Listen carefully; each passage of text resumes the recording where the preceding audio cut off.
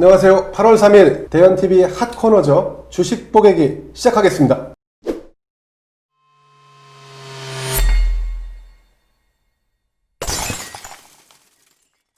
오늘도 주식 종목 도끼질을 함께 해주시는 김상현 팀장 모셨습니다. 안녕하세요.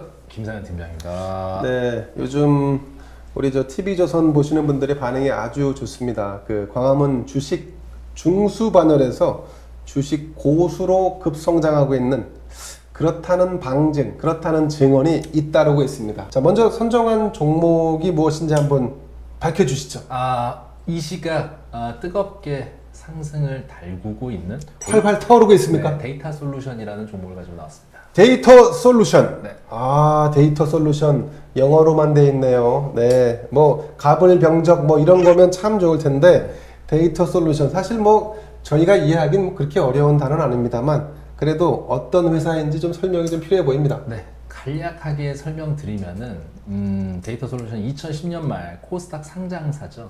오픈베이스로부터 서비스 인프라 사업이 물적 분할돼서 오픈 SNS로 설립이 됐습니다. 맨 처음에. 근데 2016년 6월 말에 오픈베이스의 자회사인 구 데이터 솔루션을 흡수합병해서 이후에 데이터 솔루션으로 상호를 변경했습니다. 그랬군요. 그게 지금의 데이터 솔루션인데 이게 정형 데이터 전문 업체인 구 데이터 솔루션과 비정형 데이터 기반의 오픈 SNS가 합병을 하면서 데이터 통합 솔루션 기업이 된 부분입니다. 자, 그럼 정형과 비정형은 뭡니까? 정형 데이터라고 하면은 저희가 쉽게 말해서 식별 가능한 정보 있잖아요. 예를 들어 김상현 팀장 37살 어허. 어디에 거주하고 무슨 일을 하면서 딱딱딱 이렇게 식별 가능한 정보인데 네. 비정형이라는 건 그렇게 식별이 불가능한 텍스트, 이미지, 음성 이런 데이터를 비정형 데이터라 그래요. 사실상 그래서 빅데이터 최근에 이제 이슈가 되는 빅데이터 어떤 분석에서는 정형 데이터보다는 비정형 데이터를 가지고 뭔가를 예측하고 분석하는 솔루션이라든가 그런 알고리즘을 가지고 있는 기업이 경쟁력을 갖는 거죠. 그렇죠. 예측 가능한 것보다는 예측 가능하지 않은 것을 데이터를 모아서 그걸 분석해서 추정값을 만드는 거. 그게 이제 빅데이터를 활용하는 방법이지 않습니까? 근데 그게 이제 최종 목적지가 이제 AI로 가는 길이죠. 그렇죠. 맞습니다. 인공지능으로 가는 방향성인데 네네. 그렇다면 이제 대충 여러분도 짐작하실 겁니다. 이 회사의 비즈니스 모델 네. 뭘까요? 비즈니스 모델 몇 가지가 있는데요. 크게 두 가지 먼저 살펴보면은 두 가지. 네, 첫 번째 데이터 부분에서 통계 분석 소프트웨어인 SPSS를 판매합니다. SPSS. 네, 1분기 기준 매출액은 한 19억인데 이걸 이제 국내에서 독점 공급하고 있어요. 많이 들어보셨겠지만 통계 분석 솔루션 중에 R이라는 오픈 소스 프로그램이 있습니다. R. 네, 알파벳 R인가요? 네, R입니다. 네네. 빅데이터 하신 분들은 많이 들어보셨겠지만 이게 이제 SPSS의 시장 점유율이 하락 중이에요. 얘가 이제 R이라는 툴이 나오면서 상승세를 보이면서 R이 2015년 또 다른 통계 툴인 SAS의 이제 그 점유율을 앞지르고 있지만 그래도 시장 점유율 1위는 아직까지 SPSS가 차지하고 있습니다. 동사에. 그렇군요. 네, 그 첫 번째고 두 번째가 이 빅스테이션이라고 이제 비정형 데이터로부터 이제 아까 말씀드린 트렌드, 패턴, 시간, 빈도, 분포, 연관관계 등을 비교 분석해서 숨겨진 비즈니스 현황을 파악하고 더 나은 의사결정을 지원하는 솔루션을 개발했어요. 네네. 그게 이제 빅스테이션 솔루션이라고 칭하고 있는데 이 솔루션이 2017년 상반기 뉴스 데이터와 비정형 데이터를 응용하여 의사결정에 도움을 줄 수 있는 기능을 탑재하면서 출시가 되었습니다. 그랬군요. 실제로 쓰이고 있어요. 그래서 네네. 네. 자, 그러면 사실상 독점 체제였다가 지금 이제 두 가지 기능, SaaS와 SPSS 네네네. 이 둘이 지금 경쟁하고 있는데 여전히 이 데이터 솔루션이 가지고 있는 SPSS가 더 많은 시장의 포션을 장악하고 있다. 네, 장악하고 있죠. 근데 그렇군요. 제가 봤을 때는 SPSS 이제 통계 관련된 분석 툴보다는 앞으로는 제가 두 번째로 말씀드린 이 빅데이터 솔루션, 빅스테이션이 앞으로는 더 유망하게 될 예정이에요. 그렇군요. 네. 이 부분을 주목하셔야 됩니다. 그렇군요. 자, 좋습니다. 그럼 이제 가격이 중요한데요. 데이터 솔루션 주식의 가격 얼마일까요?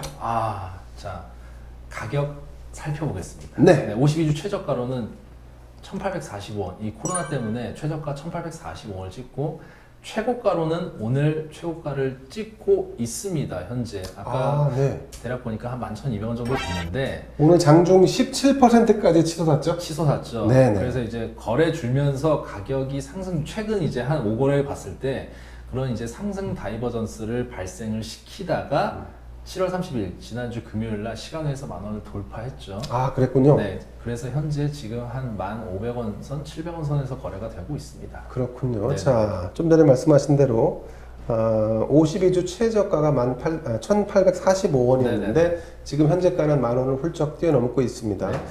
이처럼 좀 변동성이 좀 크다 할 수 그렇죠. 있는데 네네. 그 배경이 있습니까? 기본적으로 김 팀장이 갖고 나오는 종목은 최근에 혹은 코로나 사태를 겪으면서 변동성이 강하게 나타난 종목 위주로 말씀을 드리고 있어요. 아, 변동성이 큰 거, 김 팀장 굉장히 좀 도전적이네요. 아, 도전적이죠. 공격적입니다. 네. 그런 거 보면은 제가 말씀드렸던 기존에 보면은 뭐 다 이제 뭐 코로나 치료 관련제가 될 수도 있고 하지만 항상 그 시대 타임 뭐 하여튼 그 시각에 어떤 그 트렌드를 읽을 트렌드. 줄 알아야 돼요. 아. 그래서 이 종목이 왜 어떤 그 이슈 때문에 최근에 변동성이 컸냐 보면은 데이터 3법이라고 들어보셨을 거예요. 데이터 3법. 네, 디지털 뉴딜 정책을 발표하면서 그 수혜줄 찾기가 사람들한테 초미의 관심사였는데 아, 그랬군요. 뭐 두 가지가 있습니다. 첫 번째는 이제 비대면 의료 솔루션이라 그래서 유비케어라든지 비트컴퓨터가 부각을 받았는데 이 디지털 댐 관련된 사업에서는 이 데이터 솔루션이 대장주로 치고 나가고 있습니다. 대장주였군요. 네, 대장주를 매매하셔야 됩니다. 항상. 아, 그렇죠. 네네. 자, 근데 좀 전에 설명하실 때 네, 네, 네. 정부가 뉴딜 정책을 쓰는데 그 안에도 디지털 뉴딜이라고 했습니다. 그렇죠, 그렇죠. 자, 이게 디지털 뉴딜은 뭔지 좀 간략하게 좀 설명을 좀 부탁드릴까요? 그러니까 우선은 뉴딜 정책이라는 게 뭐냐면 간략하게 살펴보시면 이 1929년에 그 미국이 굉장히 대공황 때문에 안 좋았죠. 그랬죠. 이제 루즈벨트 정부가 그 경제 위기 상황이 극에 달하자 정부 차원에서 실시한 경기 부양 정책이에요. 돈을 마구 쏟아부었죠? 네, 그래서 네. 이제 직접적으로 정부가 이제 강한 정부, 큰 정부라고 얘기하죠. 그러니까 그렇죠. 큰 정부가 이제 그 정부가 직접적으로 개입하여서 일자리의 공급을 만들어냄으로써 인위적으로 경기를 부양시키는 정책을 뉴딜 정책이라고 합니다. 그렇죠. 그러면 여기에 디지털을 입혀서 네. 이걸 한국형으로 해서 경기 부양을 하겠다라는 게 정부의 취지겠죠? 그렇죠. 아, 네. 네. 그린 뉴딜 저번에 이제 그린 뉴딜 관련된 종목으로는 S 에너지를 말씀드렸고 아, 태양광이었죠. 그랬군요. 네네, 맞습니다. 이번에는 디지털 뉴딜 관련돼서 제가 데이터 솔루션을 갖고 나옵니다. 자, 그럼 정부가 정책적으로 지금 밀어붙이고 있는 디지털 뉴딜의 네. 대장주라면 네. 그러면 향후 전망도 좋다는 얘기겠죠? 그렇죠. 그렇기 때문에 가지고 나왔습니다. 아, 그랬군요. 자, 향후 전망에 대해서 조금 좀 이게 약간 장밋빛일 수도 있는데 네네네. 조금 더 설명을 좀 덧붙여 주시면 어떨까요? 한국판 디지털 뉴딜을 살펴보면 우선 그 규모가 매우 큽니다. 규모가 얼마나 됩니까? 2022년까지 23조 그리고 23.4조. 25년까지 약 58조 원을 투자해서 어마어마하군요. 25년까지 90만 개 일자리를 창출하는 게 이 디지털 뉴딜의 목표입니다. 아, 저기 50조까지 좋았는데 90만 개 일자리까지 나오니까 약간 좀 신뢰성 떨어진다. 그거는 네. 문재인 정부에 직접 물어보시면 되겠습니다. 전망도 좋고 네. 정부가 정책 중점 과제로 지금 예산을 좀 쏟아붓겠다 이렇게 하고 있는 상황에서 요 테마의 대장주가 디지털 솔루션이라는 거 네. 아니겠습니까? 데이터 솔루션. 데이터 솔루션. 네네네. 네, 예, 좋습니다. 자, 요런 정부 정책을 뒷받침하는 아까 그 데이터 3법도 있죠. 네네. 요 데이터 3법의 주요 내용을 간략하게 좀 설명을 해주시겠습니까? 자, 요게 보시면서 좀 그 데이터 3법 관련돼서는 이 개인정보보호법 개정안이 나오고 예. 정보통신망법 시행령 개정안이 나왔고 마지막으로 신용정보법 시행령 개정안이 나왔는데 네.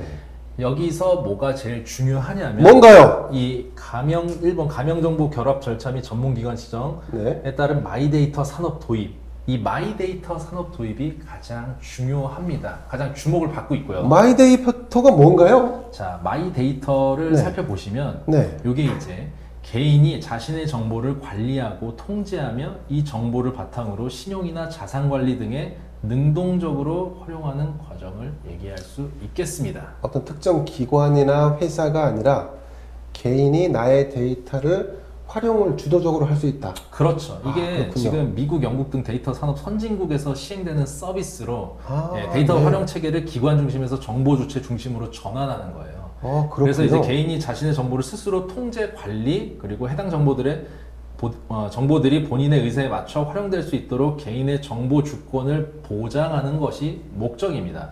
네, 한마디로 살펴보시면 저희의 그 개인 데이터들이 여러 가지 그 플랫폼에 다 속해 있지 않습니까? 금융 플랫폼, 그렇죠. 카드사 플랫폼, 뭐 네이버나 이런 테크 플랫폼 맞습니다. 있는데 네네. 사실 이제 정보 공유가 되지 않아요. 그렇죠. 근데 네. 이제 이 정보를 어떤 특정 마이데이터 플랫폼에 요청을 저희가 직접 하면은 그 마이데이터 플랫폼 안에 그 정보들이 쑥 들어와가지고 거기서 개인화된 맞춤형 정보를 그 분석 솔루션에 의해서 뭔가를 이제 큐레이션 해주거나 어떤 상품을 팔게 되는 거죠.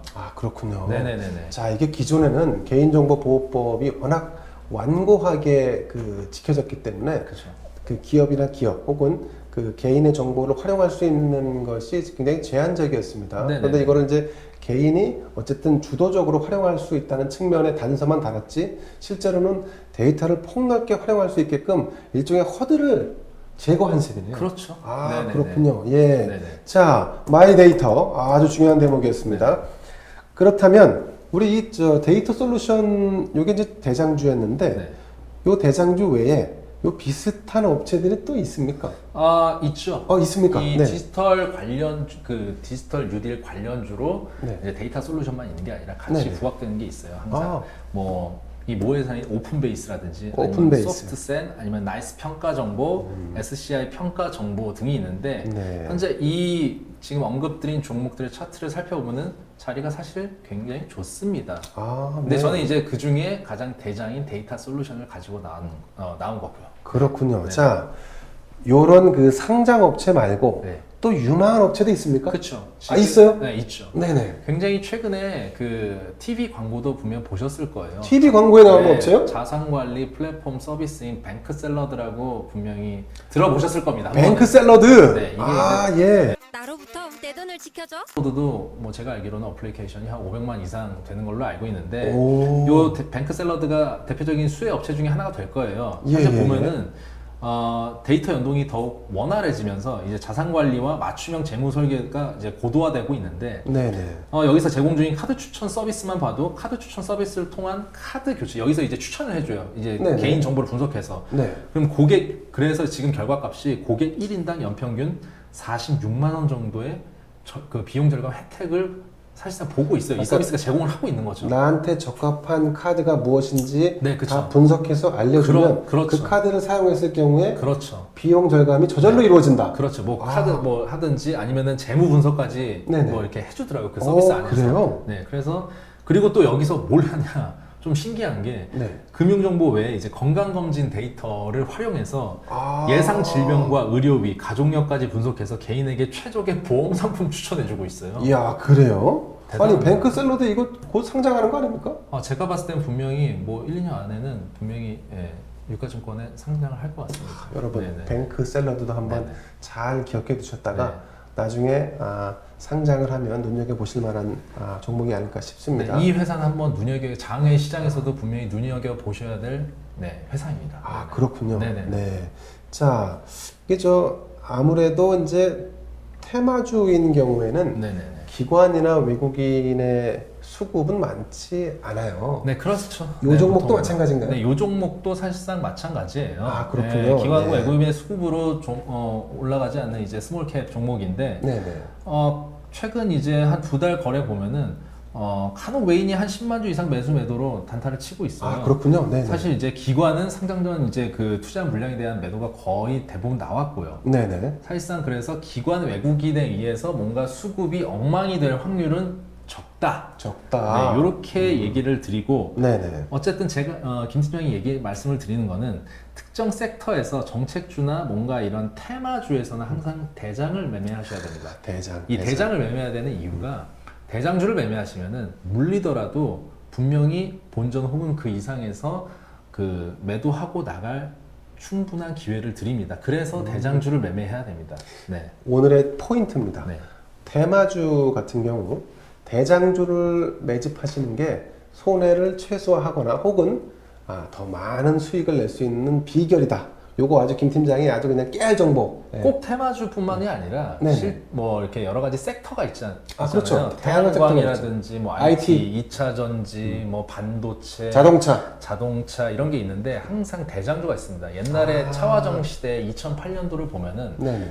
철강에서는 뭐 포스코가 포스코. 대장주였죠. 태양광에서는 OCI가 대장이었고 아마 조선에서는 현대미포조선이 대장이었는데 네네네. 그 종목들은 물리더라도 항상 팔고 나올 뭐 시간적인 여유를 줬어요. 그렇군요. 그래가지고 이거는 뭐 테마주라든지 어떤 주식을 매매할 때 항상 그 섹터 안에서 1등을 보자. 이렇게 말씀드리겠습니다. 야, 오늘 매우 중요한 정보를 네네네네. 우리 김 팀장이 그냥 마구 쏟아내고 있습니다. 예. 씨름에는 안다리 걸기, 그다음 배지기, 뭐 이런 기술이 있습니다. 네. 김 팀장에게는 어떤 기술이 있느냐?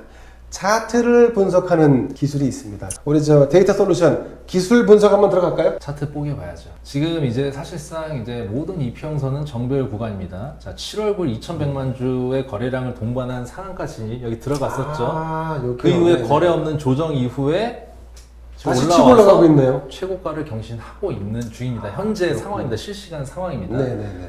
자, 그 8,200원 21선 저점을 바닥으로 9,500원까지 특별한 거래량 동반 없이 올라왔죠. 이게 이제 상승 다이버전스라고 하는데 그리고 나서 8월 5일 시행되는 이제 데이터 3법 이슈로 지금 제가 봤을 때 정고점을 깬 것 같습니다. 깨고 올라갔습니다. 네. 자, 이게 이제 사실 이제 지난 7월 31일 금요일 날 그 시간에서 미리 반영을 한 부분이었어요. 그래서 이제 갭 상승이 떠가지고 시작을 했고 지금 종가가 어떻게 끝날지 모르겠지만 사실상 지금 현재 거래량은 한 800만 주가 터지고 있는데 800만 주. 예, 직전 어떤 이 상한가가 나오는 거래량이 2천만 주가 넘었어요. 오, 그랬나요? 그래가지고 이 종가가 어떻게 끝날지 모르지만 캔들의 모양은 사실상 크게 중요하지 않습니다. 거래량 자체가 1,000만 주가 안 되고 있습니다. 네네. 네, 그 말인즉슨 그냥 바이앤홀딩 하시라는 전략을 드립니다. 아, 아직은 네. 뭔가 이제 수익 실현 하실 분들은 하시고 네, 조금 더 약간 욕심을 내보겠다 하면은 충분히 이 이후 상승할 수 있다 이렇게 말씀을 드리는 겁니다. 그리고 네. 말씀을 드리는 거는 혹시나 이제 손절하는 전략은 아마 이게 이제 계속 이제 고가를 깨는 모습을 보여줄 거예요. 그렇군요. 그럼 이제 손절 구간도 계속 올라가는 겁니다. 손절 구간은 그냥 사셨던 구간에서 제가 봤을 때는 한 마이너스 20% 정도 보시고 자, 지금 여기서는 지금 52주 고점을 지금 넘어서고 있는 거죠? 넘어서고 있는 거죠. 그렇군요. 네. 넘어서고 갭으로 일봉의 종가를 모두 다 돌파해서 시가 형성이 되었습니다. 그렇군요. 굉장히 유의미한 어떤 시그널입니다. 네. 그래서 물리더라도 이 종목은 충분히 탈출할 기회를 줄 수 있다 이렇게 말씀드리겠습니다. 네. 오늘 유달리 김 팀장이 네. 이 데이터 솔루션에 대한 애정 뭐 이런 게 좀 느껴지는데 이럴 때 좀 치고 들어가는 질문이 하나 있죠. 이 종목 보유하고 있습니까? 네, 이 종목 보유하고 있고요. 보유하고 실제적으로 저는 이렇게 봤을 때 여기 5,500원에서 사실상 매집을 했었어요. 5,500원이요? 네, 5,500원 매집을 하고 이야. 사실 10,000원에 털었습니다, 한 번. 예, 가만히 있어봐. 그럼 오늘 소고기 먹나요? 김 팀장? 오늘 이따 얘기하시죠. 그럽시다. 자, 그리고 나서 9,000원 선 정도 이제 그러니까 깨고 이제 8,000 이제 중반까지 왔었는데 제가 이쪽에서 이제 다시 매집을 하고 재매집을 했군요. 네, 아직은 바이앤 홀딩 하고 있습니다. 저는 네, 개인적으로는 13,000원 이상까지, 14,000원 이상까지 가격이 형성될 수 있다고 믿어 의심치 않습니다. 예, 그렇습니다. 자, 대장주이기 때문에 우리 김 팀장이 분석적으로 볼 때 상당히 좀 지금보다는 고점으로 좀 치고 올라갈 것이다 이렇게 전망을 했는데 물론 김 팀장의 예상이 조금 시간이 걸릴 수도 있고 약간 좀 주춤하거나 아니면 약간 수급세가 좀 떨어지면서 그렇죠. 조정 국면도 받을 수 있습니다. 다만 장기적 관점에서 본다고 하면 틀림없이 수익을 좀 낼 수 있는 지금 현재 구간이다 이렇게 좀 전망을 하고 있는 것 같아요. 그렇죠. 네. 자, 김 팀장, 요건 좀 다른 얘기인데 요즘 이제 이런 차트가 많아요. 네, 사실은 맞습니다. 계속해서 약간 조정받고 또 계속 올라가는 그렇죠. 이런 패턴을 가지고 있는 주식들이 지금 거의 대다수인데 네, 맞습니다. 그러다 보니까 이제 시장에서는 좀 요즘 주가 너무 오른 거 아니야? 뭐 이런 관점, 이런 느낌으로 시장을 바라보는 사람들이 있어요. 네네네. 예. 자, 이런 분들에게 한 가지 좀 팁을 준다면 뭐가 있을까요? 지금 같은 팁은 그러니까 제 생각은 단기간에 어떤 더블 딥에 대한 공포는 벗어나십시오. 아, 네. 네, 제가 봤을 때 충격적인 어떤 추가 하락은 제가 봤을 때는 크게 오지 않습니다. 단기간에 뭐 짧은 조정은 올 수 있더라도 네. 그게 2차 뭐 추락까지 볼 수 있는 장세는 아니기 때문에 지금 같은 이제 사실상 이제 이렇게 고가를 이제 계속 신고가를 형성하는 종목이 나오는데 네. 신고가를 형성한 종목에서 충분히 눌림목을 준다면 그리고 아까 말씀드린 것처럼 섹터의 혹시나 대장이라면 들어갈 수 과거 두려워하지 마라. 네, 공격적으로 들어갈 수 있어야지 또 먹을 수 있다.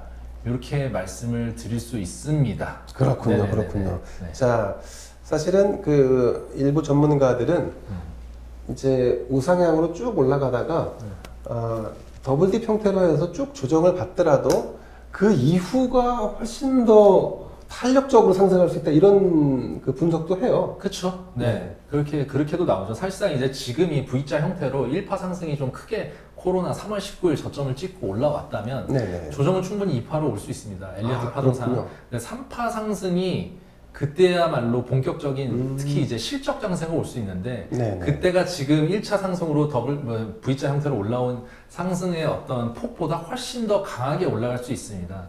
네, 강하게 올라갈 수 있기 그렇군요, 때문에 그렇군요. 그리고 나서 지금 이제 제가 말씀드린 거는 삼성전자의 앞으로의 이제 주가 흐름을 관찰을 잘 하십시오. 삼성전자요? 네, 삼성전자가 아마도 제 생각에는 뭐 1, 2년 안에 뭔가 이제 본래 밸류에이션을 이제 평가받을 수 있는 가격으로 저는 올라갈 수 있다고 봅니다. 아, 지금 저평가되어 있다라고 네, 보시는 굉장히 거죠? 저평가돼 있다고 봅니다. 네, 그래가지고 삼성전자가 죽지 않는 한 네, 시장은 계속적으로 그 흐름을 따라서 올라갈 수 있다. 충분히 그 에너지가 응축되어 있다. 제가 봤을 때 그 미국 시장에 대한 피로도가 좀 있어요. 아, 그래서 그렇군요. 그 부분에 대한 차익 실현이 나오면은 분명히 그 뭐 돈이라든지 에너지는 이머징 마켓, 뭐 중국이라든지 뭐 우리나라, 뭐 그다음에 동남아, 뭐 베트남이라든지 이런 쪽으로 충분히 빠질 수 있기 때문에 그 부분에 대한 수혜가 앞으로 최소한 몇 년간은 지속될 수 있다고 제가 봤을 때는 생각됩니다. 아, 그렇군요. 네. 반도체 포레버. 네. 네. 요렇게 정리할 수 있겠네요. 네. 자, 오늘 주식 뽀개기는 데이터 솔루션에 대한 강력하고 마구잡이 식의 뽀개기를 한번 해봤습니다. 네, 오늘 주식 뽀개기는 데이터 솔루션이었습니다. 여러분, 혹시 정보가 도움이 되셨나요?